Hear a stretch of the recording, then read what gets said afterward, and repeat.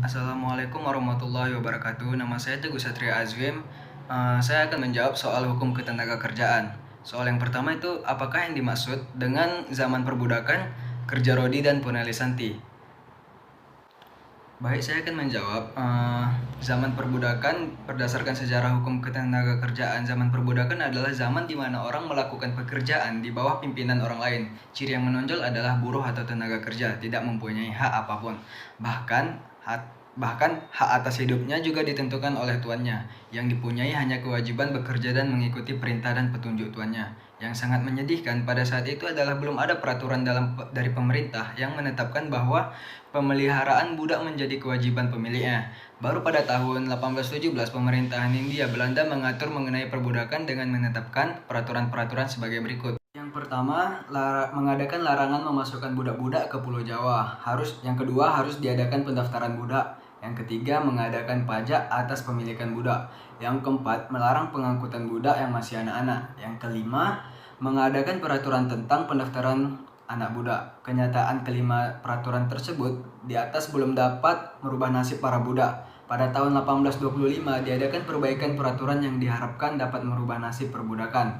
Yang intinya adalah bahwa hubungan pemilik dan budak tidak terletak pada baik buruk perlakuan pemilik budak, tetapi terletak pada hakikat hukum pemburuan itu sendiri, yaitu menundukkan mereka pada kedudukan yang merdeka secara sosiologis dan ekonomis. Sedangkan kerja Rodi adalah suatu jenis kerja paksa yang ditetapkan oleh pemerintah kolonial Prancis yang berupa pengerahan rakyat untuk membangun infrastruktur sipil atau militer dengan kepentingan pengekalan pemerintahan kolonial itu sendiri.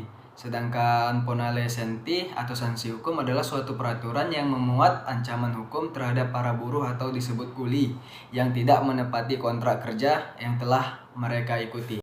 Soal nomor 2, jelaskan tujuan dari hukum ketenagakerjaan dikaitkan dengan fungsi negara. Pengertian ketenagakerjaan dalam UU nomor 13 tahun 2003 seperti yang kita ketahui, peraturan perundang-undangan yang membahas masalah ketenagakerjaan adalah UU Ketenagakerjaan nomor 13 tahun 2003. Ketenagakerjaan berasal dari kata tenaga kerja yang dalam Undang-Undang Ketenagakerjaan pasal 1 angka 2 UU nomor 13 tahun 2003 tentang ketenagakerjaan disebutkan bahwa tenaga kerja adalah setiap orang yang mampu melakukan pekerjaan guna menghasilkan barang atau jasa baik untuk memenuhi kebutuhan sendiri maupun untuk masyarakat.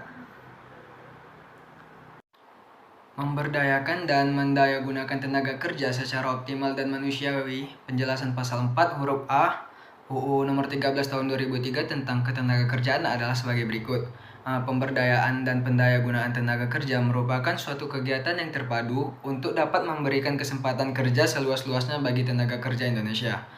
Melalui pemberdayaan dan pendayagunaan ini, diharapkan tenaga kerja Indonesia dapat berpartisipasi secara optimal dalam pembangunan nasional, namun dengan tetap menjunjung nilai-nilai kemanusiaannya. Mewujudkan pemerataan kesempatan kerja dan penyediaan tenaga kerja yang sesuai dengan kebutuhan pembangunan nasional. Dan daerah penjelasan pasal 4 huruf A UU nomor 13 tahun 2003 tentang ketenagakerjaan adalah pemerataan kesempatan kerja harus diupayakan di seluruh wilayah negara Kesatuan Republik Indonesia sebagai satu kesatuan pasar kerja dengan memberikan kesempatan yang sama untuk memperoleh pekerjaan bagi seluruh tenaga kerja Indonesia sesuai dengan bakat, minat, dan kemampuannya. Demikian pula pemerataan penempatan tenaga kerja perlu diupayakan agar dapat mengisi kebutuhan di seluruh sektor dan daerah. Sedangkan pengertian dari ketenaga kerjaan sesuai dengan pasal 1 angka 1 Undang-Undang nomor 13 tahun 2003 tentang ketenaga kerjaan adalah segala hal yang berhubungan dengan tenaga kerja pada waktu sebelum, selama, dan sesudah masa kerja demi meningkatkan taraf hidup, maka perlu dilakukan pembangunan di berbagai aspek, tidak terkecuali dengan pembangunan ketenaga kerjaan yang dilakukan atas asas keterpaduan melalui koordinasi fungsional lintas sektoral pusat dan daerah. Dalam hal ini, maksudnya adalah asas pembangunan ketenaga kerjaan berlandaskan asas pembangunan nasional terkhusus asas demokrasi, Pancasila, asas adil dan merata. Soal nomor 3, siapa saja para pihak dalam hukum ketenagakerjaan dan lembaga apa saja yang berkaitan dengan hukum ketenagakerjaan?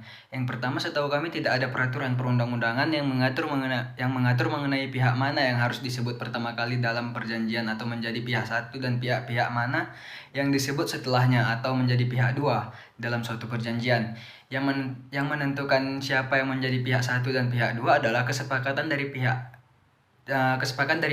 para pihak sendiri. Hal ini sesuai dengan asas kebebasan berkontrak yang dianut dalam pasal 1338 Kitab Undang-Undang Hukum Perdata, di mana para pihak bebas untuk menentukan isi dan bentuk dari perjanjian yang hendak mereka buat, termasuk menentukan pihak-pihak dalam perjanjian tersebut. Yang kedua, penyebutan para pihak di dalam perjanjian tidak harus menggunakan sebutan nama pihak satu dan pihak dua, tapi juga sebutan nama lain yang disepakati para pihak. Yang harus diperhatikan adalah konsistensinya dalam penggunaan sebutan nama yang telah dipilih dalam suatu perjanjian. Sementara itu, dalam praktik pada umumnya adalah pihak yang membuat perjanjian yang dituliskan lebih dahulu atau menjadi pihak satu dalam suatu perjanjian. Dalam perjanjian hutang piutang misalnya, yang disebut lebih dahulu atau menjadi pihak satu biasanya adalah kreditur, dan setelah itu barulah si debitur. Atau contoh lainnya adalah dalam perjanjian kerja, pihak pemberi kerja umumnya disebut lebih dahulu baru kemudian si pekerja. Seperti telah diuraikan di atas, para pihak bebas untuk menentukan siapa yang menjadi pihak satu dan siapa yang menjadi pihak kedua. Jadi bisa saja Anda yang menjadi pihak satu dan mereka tersebut yang menjadi pihak kedua, atau sebaliknya. Ini juga berlaku untuk kop surat siapa yang harus dipakai. Para pihak bisa menentukan sendiri apakah akan memakai kop surat salah satu pihak atau malah tanpa kop surat sama sekali. Hal-hal tersebut tidak memiliki akibat hukum. Yang perlu Anda perhatikan adalah adanya dua orang yang menjadi saksi dibuatnya perjanjian tersebut dan pembubuhan tanda tangan di atas materai agar perjanjian tersebut dapat digunakan sebagai alat pembuktian di pengadilan. Soal nomor 4, bagaimanakah mekanisme penentuan upah minimum provinsi atau kabupaten yang berlaku saat ini? Kebijakan upah minimum di Indonesia pertama kali diterapkan pada awal tahun 1970-an melalui Undang-Undang Nomor 14 Tahun 1969 tentang ketentuan-ketentuan pokok mengenai tenaga kerja. Pemerintah mengatur tentang penyediaan, penyebar, dan penggunaan tenaga kerja, pembinaan perlindungan kerja, dan lain-lainnya. Pemerintah Indonesia baru mulai memberikan perhatian lebih terhadap pelaksanaan kebijakan upah minimum pada akhir tahun 1980-an.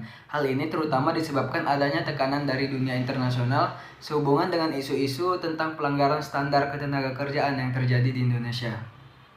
Sebagai batas terbawah upah yang harus dibayarkan pengusaha terhadap buruh dengan masa kerja kurang dari 1 tahun, sedangkan upah buruh dengan masa kerja lebih dari 1 tahun, apalagi telah berkeluarga, tentu harus lebih tinggi dari nilai upah minimum berdasarkan kesepakatan bipartit. Penetapan upah minimum yang terlalu rendah kontraproduktif terhadap produktivitas pegawai, karena pegawai yang tidak sejahtera tidak akan bekerja dengan sekuat tenaga akibat kehilangan motivasi. Penetapan upah yang terlalu tinggi akan membebani dunia usaha karena yang diberikan buruh tidak sesuai dengan yang dihasilkan. Perusahaan akan kesulitan dan tenaga kerja terancam PHK.